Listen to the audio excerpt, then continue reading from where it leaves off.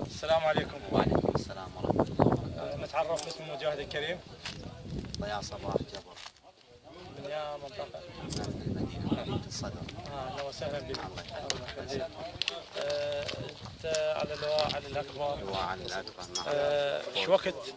فوج الأشتر. فوق ملك الأشتر. فوج مالك الأشتر. أنت من أول الناس اللي لبيت الدعم الجاية. الحمد لله. الحمد لله والشكر. الحمد لله. أنت هسه بالخالدية. الخالدية. يا منطقة في هذه. البوبالي هاي منطقة البوبالي. نهاية البوبالي هاي. أي نعم. أهم واجهت مصاعب هاي المنطقة. نعم هاي هي موجودة هنا يعني حسب اللي يقال هنا شكو قادة موجودين للدواعشية هاي المنطقتين البوبالي والبوبراج.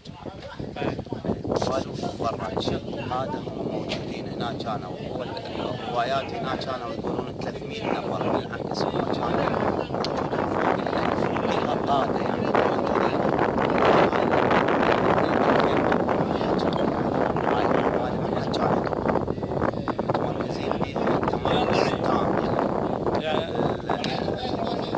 وهسه حاليا يعني باقي هاي المنطقة القليلة يعني هيك يعني موجودة كم بيت هاي كم بيت يعني بس تتحرر بالكامل المنطقة. ان شاء الله ان شاء الله تحرر على هاي ايادي الابطال السواسل الشجعان.